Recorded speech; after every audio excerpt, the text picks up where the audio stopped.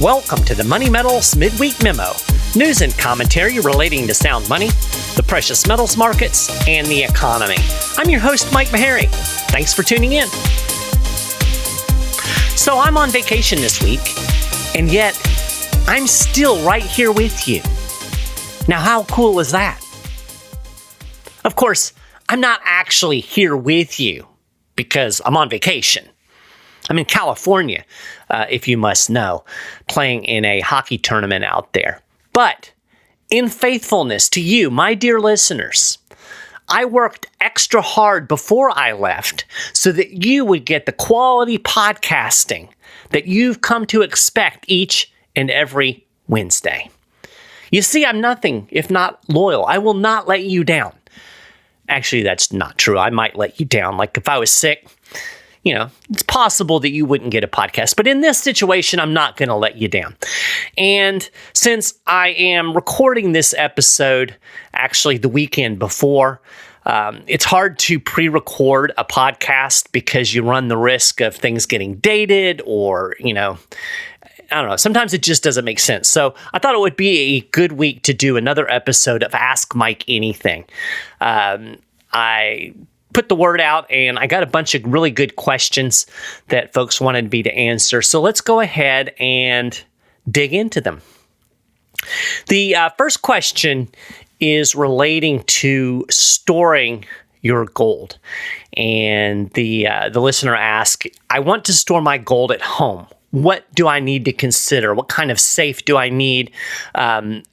How should I do that the most secure way possible? And that's a really good question. Of course, you first have to decide, do I want to hold my metal at home within easy reach of my own grubby little hands, or am I willing to store my gold and silver in a vault?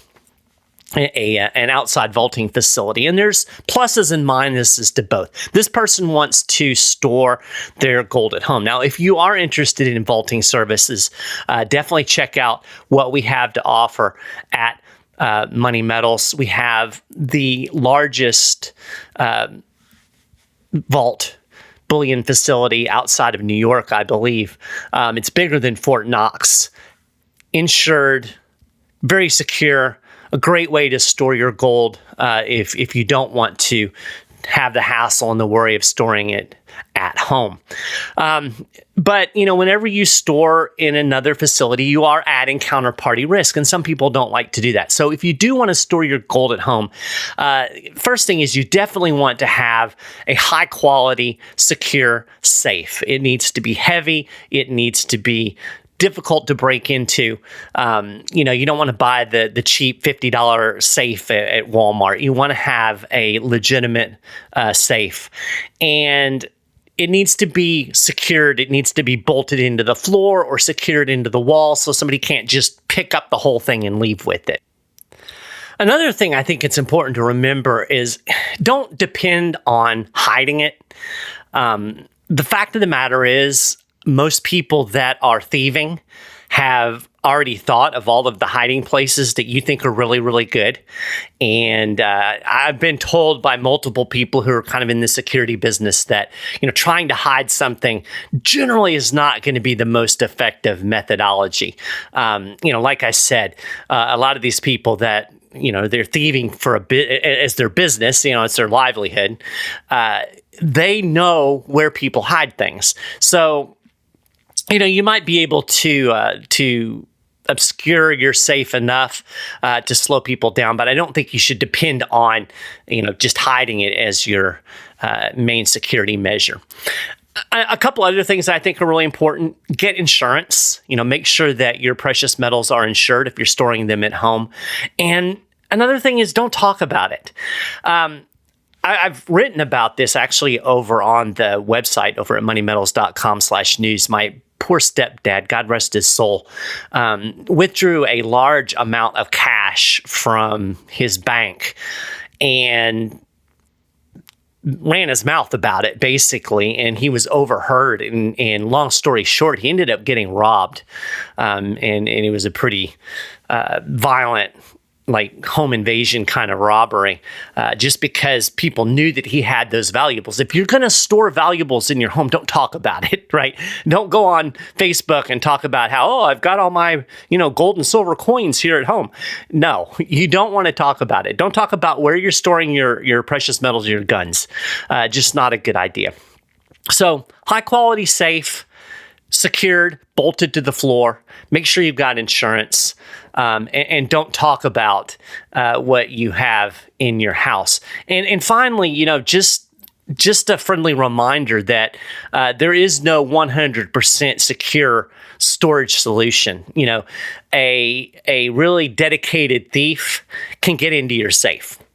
They can figure out a way to do it if they have the time and the opportunity. So you just have to keep that in mind. There's always that risk.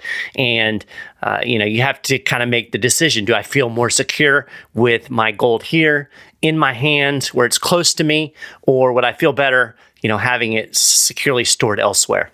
And, I can't make that decision for you. I don't think there's a right or wrong answer. It depends on just kind of how you evaluate those risks. So, but real good question. Storage is always important.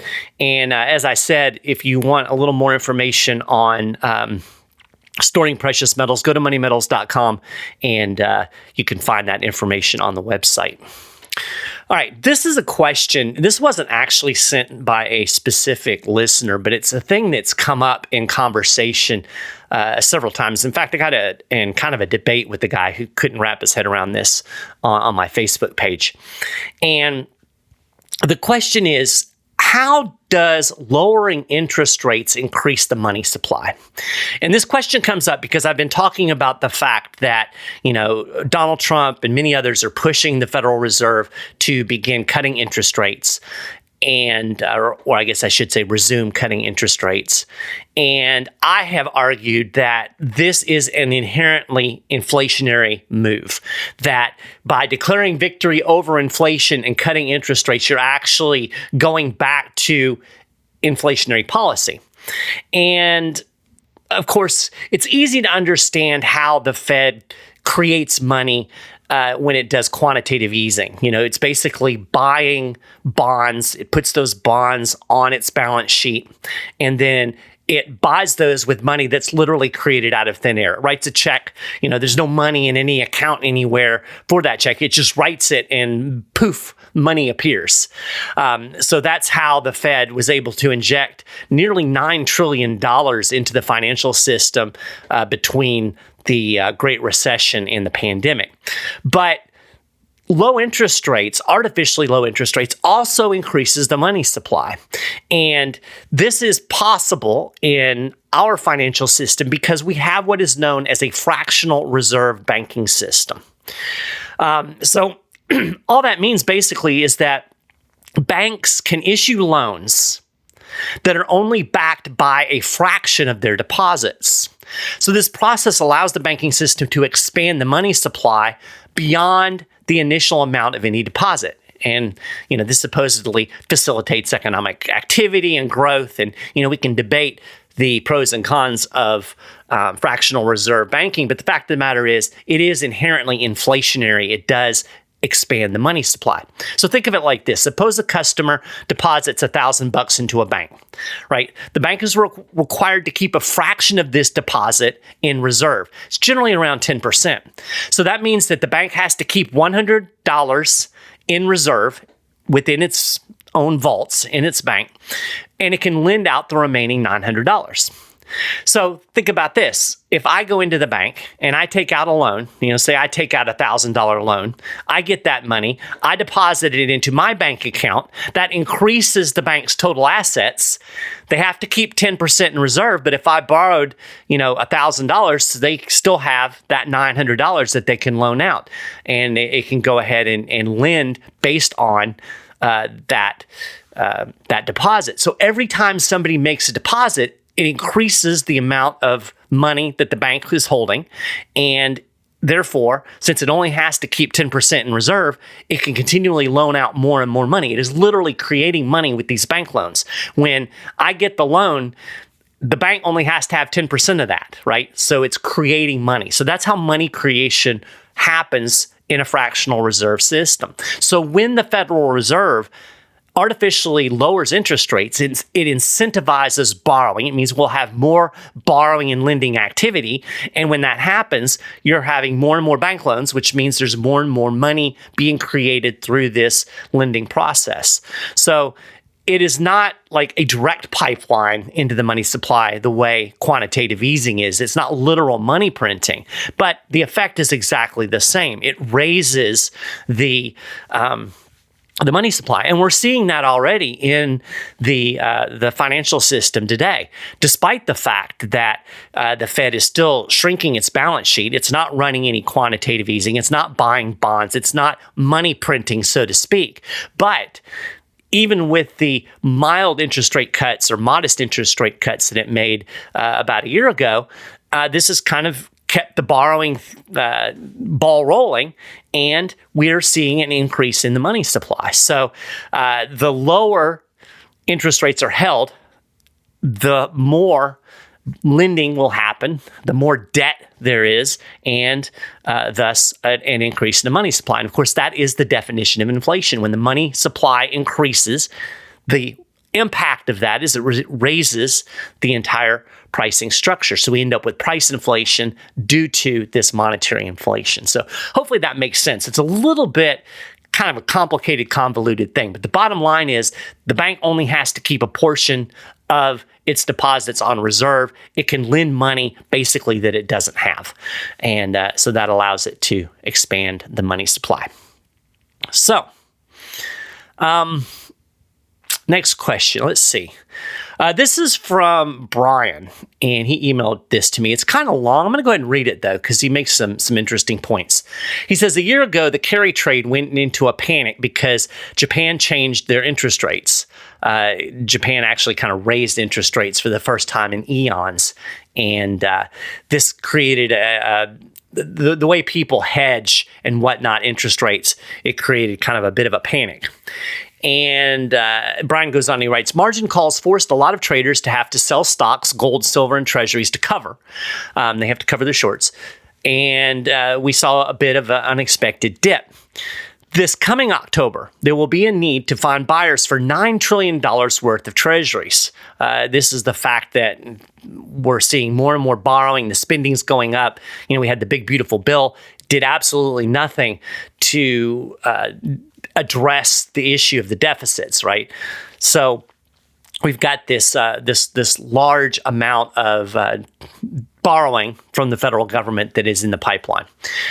Brian goes on, Japan has been selling off all of their European bonds. China is trying to sell off most of their U.S. treasuries. Europe and Japan are in dire straits, while China has a lot of economic problems since they all follow Keynesian economics. And here's the crux of the question. Who is going to buy our treasuries?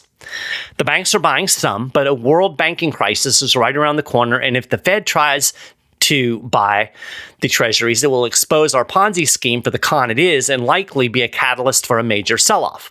Yes, the criminals in D.C. are trying to create a market of treasuries with their stable con scheme. Stable coin is what he mean, but he said stable con, kind of a play on words there.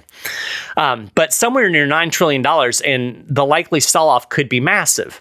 David Hunter thinks 80%. Maybe the opportunity that Buffett, Druckenmiller, and others have been in cash waiting for. Would it be better to wait for such a crash to load up on gold and silver? What do you think? So he's talking about the fact that a lot of these big investment guys, including Warren Buffett, Druckenmiller, and others, they have really put a lot of their position in cash. It's like they're waiting for something to happen. So he's kind of asking. So I think the bottom line of this question is, who's going to buy all of the treasuries? And if this is going to precipitate a crash, would it be better to wait and load up on gold and silver? So the answer to the first question, I think the ultimate end game is it's going to be the Federal Reserve that's going to have to put its big fat thumb on the bond market and create that artificial demand for treasuries that's simply not there.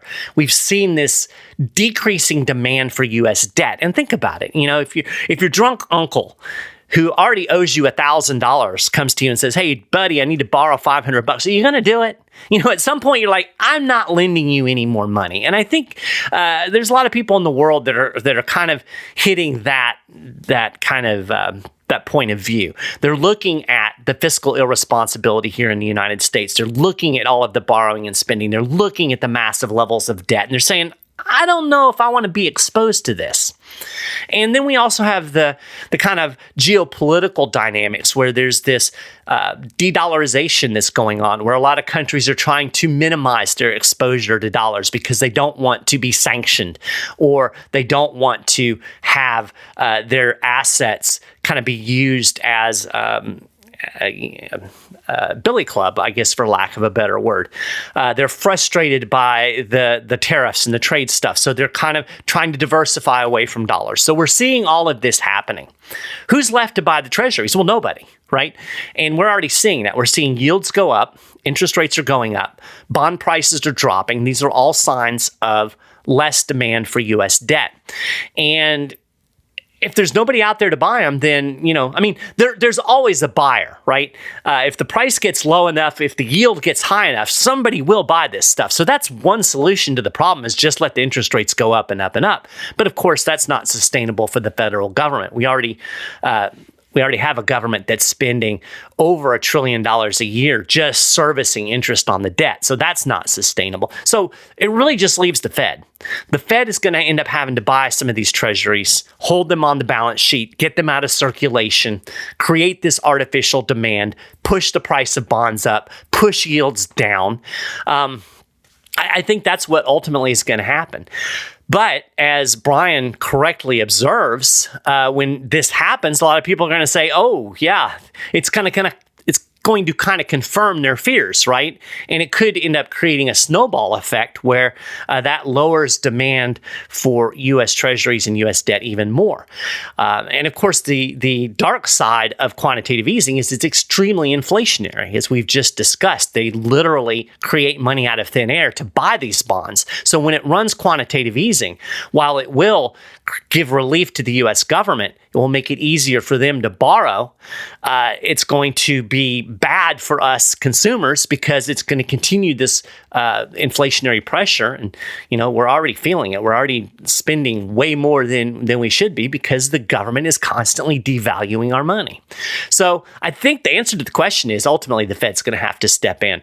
I think we're going to see a lot of quantitative easing, a lot of bond buying by the Fed. They'll probably change the name. They'll call it something else. They'll say, "Oh, this isn't quantitative easing." It will be, but they'll change the name, to try to make you think something else is going on. But the bottom line is the central bank is going to have to step in because the federal government cannot borrow and spend at the rate that it is forever without some type of intervention. And honestly, I think that the central bank is the only institution that exists that has the capability of providing that type of intervention at this point. So, not a good scenario, but what are you going to do? So next question comes from Zach. He emailed this to me. He said, "What would be a relatively probable event that would cause the price of any precious metal to drop drastically?" He goes on, he says, "Things seem strong for the metals, but what is something to look out for? Also, a fun question. What is your most prized or coveted metal piece? Any cool collectible you have found through the years?" So first part of that question, what is a probable or relatively probable event that could cause the price of any precious metal to drop drastically? Now, I don't know exactly what Zach means by drastically. I think if we're going to see a downturn in the price, it would be more likely to be kind of a slow drip. If monetary policy got really tight, you could see demand for gold fall off. Central banks decide they're not buying gold anymore. Those would all cause the price of gold to begin to fall. But I don't think it would be like this real quick, drastic drop in price. Now, I could be wrong, and there are certainly things that could happen. Let's say, for instance, that the Fed were to announce tomorrow that they're going to start hiking interest rates again. We're worried about inflation, we're going to hike interest rates. That would certainly create a lot of headwinds for gold, and I think you would see a substantial drop in the price of gold if that were to happen. But if you're talking about going from where we are now at $3,200, $3,300 an ounce, dropping back to say $2,000 an ounce. I just don't think that's very likely, because really what's happening, what the price of gold is reflecting the devaluation of the dollar. And it's not like the U.S. government is going to all of a sudden start, making the dollar be more valuable again, right? It inflates. That's what the government does. It is constantly eroding away the purchasing power of the dollar. And as it does this, it takes more and more dollars to buy an ounce of gold. That's not changing. So while there are certainly a lot of things that could happen in the world of supply and demand that could cause the price of gold or silver to drop, even significantly, I just don't see anything in the setup right now that would lead to a drastic drop in prices of precious metals. Now, silver is kind of a different story, because if you look at silver, 50 to 60% of its demand comes from industrial use. So if something were to happen that was to really interfere with that industrial demand, then that could cause a significant drop in the price of silver. So say, for instance, they came up with a new technology where they could build solar panels and it didn't require silver at all. So much silver is being used for solar panel production. That sudden drop in demand could create a significant price drop. So something like that, if you have a significant shock to demand. Another thing that could increase or decrease the price of metals is a sudden new supply. But again, I don't really see that happening because of the nature of mining, right? You can only, even if they make this huge discovery, like we found this huge new reserve of gold, it still takes years for them to dig it out of the ground. So really from a supply standpoint, I think you would be more likely to have a supply shock where something were to happen to drastically cut mine supply, which would actually support the price of gold. So, I'm really bullish. We could certainly have things that happen. I just think that right now, there's not a lot on the horizon. Most of the things that I see as potential things that are coming down the road would tend to be supportive of the gold price. As far as my most prized or coveted metal piece, honestly, I really don't have one. I'm pretty boring. I'm kind of a bullion guy. So I'm not going for collectibles at all. I don't really have any.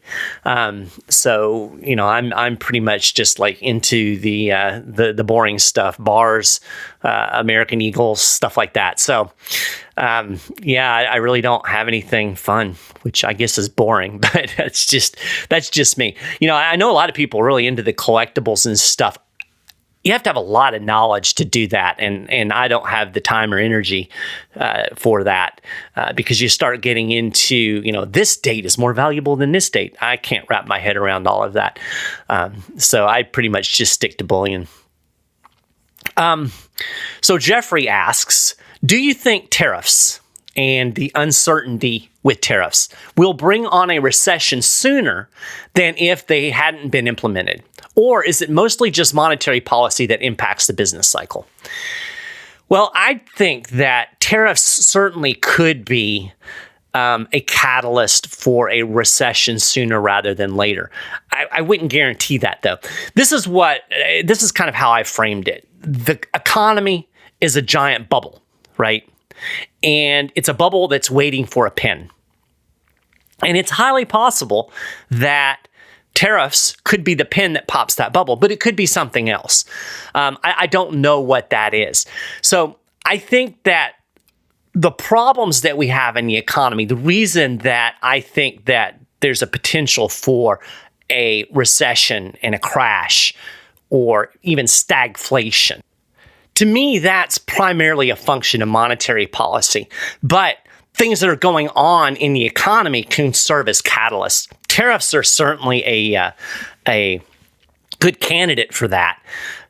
Specifically, it's hard to say, though, because it really feels like Trump is using the tariffs more as a bargaining chip than an actual policy. So we really have no clue how all of that is going to fall out.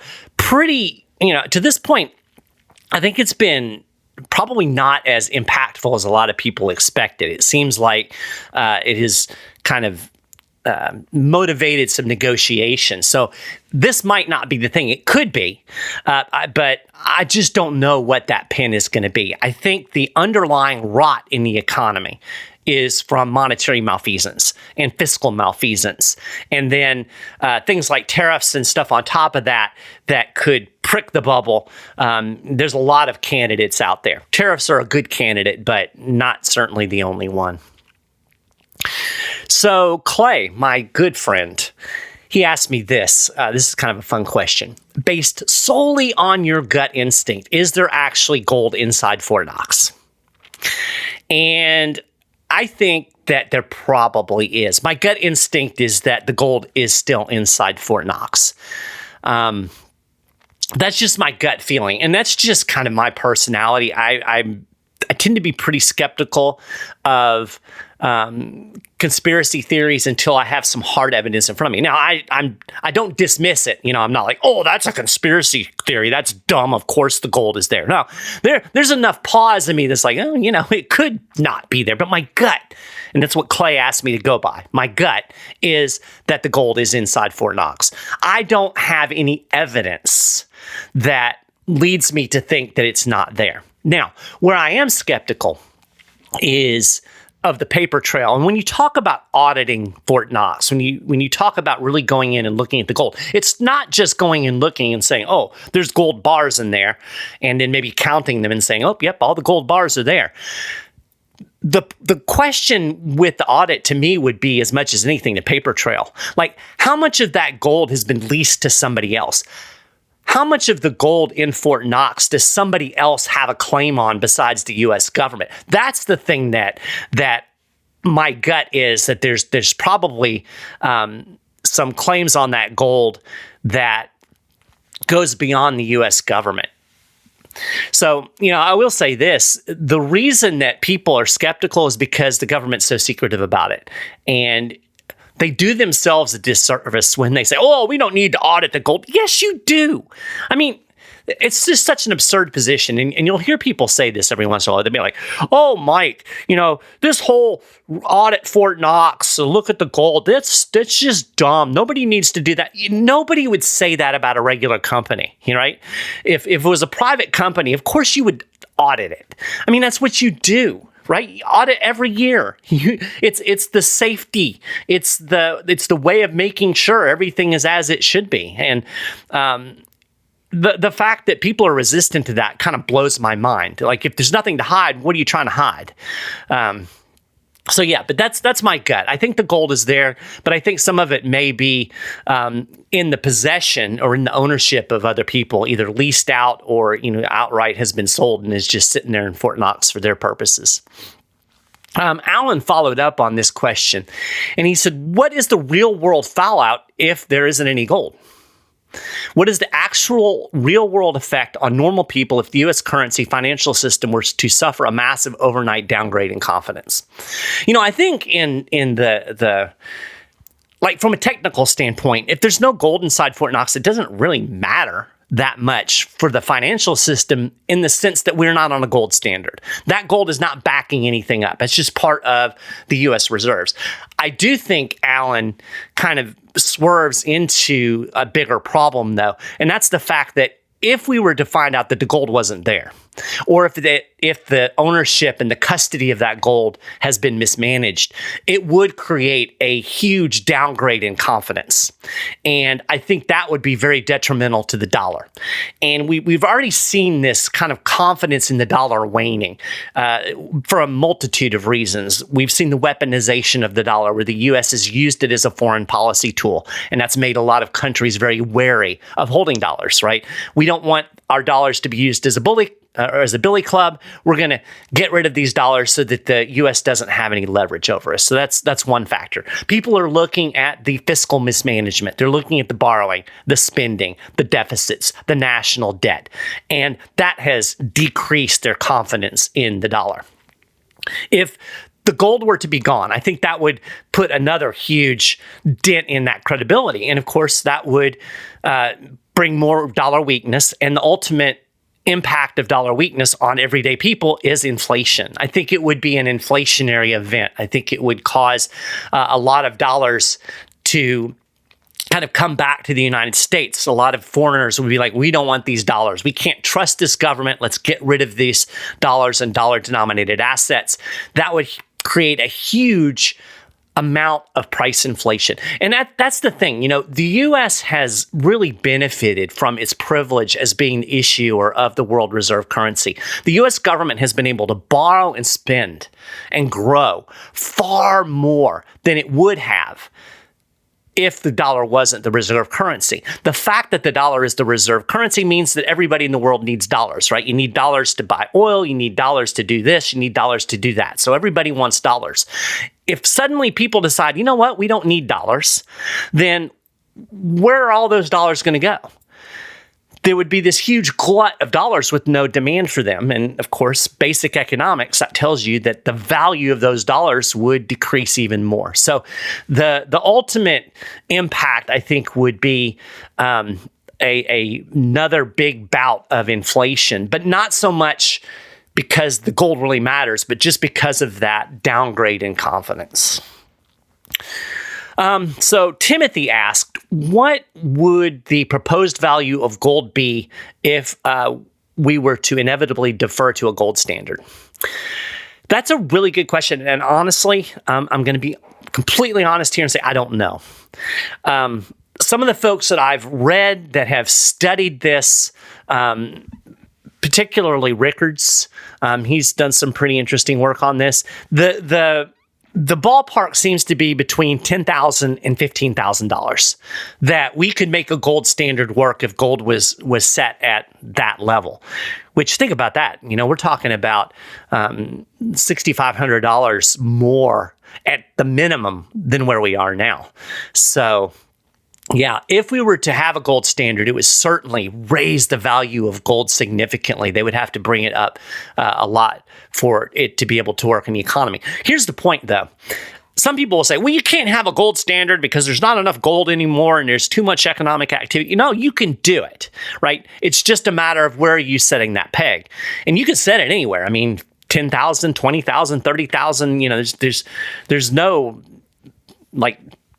physical limit on where they could peg the dollar to gold, but it would certainly be significant, and I would say over $10,000. So, Kelly asked a question. My wife will be leaving her job in about a year. Instead of moving her 401k to an IRA, we're considering cashing it out and buying physical silver. Do you think the increase in the price of silver over the next 10 years will make up for the penalty and lost interest? That's a tough question. There's a lot to unpack there, specifically since we're talking about silver.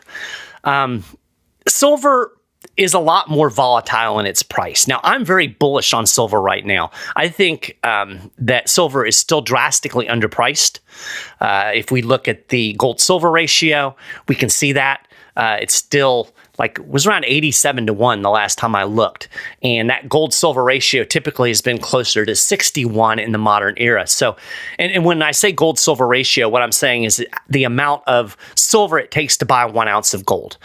And so that kind of gives you a relative pricing of the two metals. And right now, that ratio is telling us that silver is extremely underpriced, even with the recent rally. So I think there's a lot of upside to silver. I like the supply and demand dynamics. I like the technicals. I actually talked about silver in the last show. But if you're talking about, cashing out your retirement and putting it into silver, honestly, that would make me a little bit wary. I would put some of that in silver, certainly to take advantage of what I think is going to be a price. But there is a little bit more of a risk in the silver market, in the fact that because it is an industrial metal, as I've already mentioned, the price can be very, very volatile. And if there were to be some type of demand shock, you could see a significant dip in the price of silver. I would be more comfortable if I was going to make a move like that of moving into gold, simply because the price of gold tends to be less volatile over time. Gold is money. And, basically silver is going to follow the same trajectory. So I would look at silver as more of a, kind of a money-making, wealth-preserving move as opposed to gold. So, if the price increase is going to make up for the penalty and lost interest, I don't know the math on that. I do know that the penalties and whatnot are significant. And of course, if your money is in a 401k, then you're taking advantage of stock valuations and a kind of a balanced portfolio. Here's what I would suggest. He mentioned moving it into an IRA. You can actually do that, but if you do it into a managed IRA where you're managing it yourself, you can hold physical gold and silver in an IRA. So that's kind of the move that I would look at making. That way, you're going to have the tax benefits. You're not going to have those penalties and interest, but you're still going to be able to expose yourself to the value of having precious metals in your retirement portfolio. So that's kind of what I would look at. And of course, we have options to do that over at moneymetals.com. You can find that on the website. You'll actually find on the website, we have a whole section on precious metals in an IRA. So that would certainly be an option, kind of the best of both worlds. And, how much exposure you want in precious metals, that really depends on your risk tolerance and whatnot. I'm not a financial advisor, so I don't want to start trying to give, portfolio advice beyond kind of the generalities that I've outlined here. But I would definitely look at a self-directed IRA where you can hold gold and silver in that. That way you have the advantage of the precious metals investment and still maintain the benefits of staying in that tax-friendly environment for retirement. So we're out of time. Great bunch of questions. Really appreciate all the folks that threw some out there and asked some questions. This is different for me because normally I script these shows pretty tightly. And so I did all of this off the top of my head. So hopefully everything makes sense. I didn't say anything dumb. But really appreciate, again, all of the questions. And of course, we've talked a lot about gold and silver. I think it's still, talking about Kelly's question, I might not put like all of my retirement in gold and silver. That's just because I'm more of a balanced portfolio kind of guy, diversification. But this is, I think, still an opportune time to get into precious metals. I think gold has a significant amount of upside left. Although we've been trading sideways a bit for the last couple of months, I think this is a consolidation phase, and there's still a lot of bullish factors out there for gold. Silver, the same. I've already mentioned silver is underpriced. And I think that there's a lot of room up. The technicals, the charts are telling us that as well. So this is a good time to get in. And if you want to do that, I highly recommend calling Money Metals today. Call 800-800-1865. Talk to a precious metals specialist. They can help you figure out how gold and silver can fit into your portfolio. If you have questions like Kelly's about IRAs and whatnot, they can answer those questions. They're fantastic. Take advantage of the knowledge that they have. If you don't want to talk on the phone, I get that. You can go to moneymetals.com and you can actually chat with the precious metals specialist right online in a chat. And you don't have to bother with the phone. Or if you know what you want, you're like me, you're just buying some bullion or something, you can do that right from the website. Very simple and easy process. But do it today, because I think there's still a lot of upside for gold and silver. I had the opportunity to interview Jordan Roy Byrne, who's a really, really good technical analyst. He does a lot of historical analytics, looking back over longer trends, and he argues that we are entering into what is going to be a very long, protracted inflationary period. And if he's right about that, then you're going to want to have an inflation hedge. Gold, silver, that's your inflation hedge. And it's like fire insurance, right? You want to have your fire insurance before there's a fire. You don't want to be trying to buy fire insurance while your house is burning down. In fact, that's not a thing.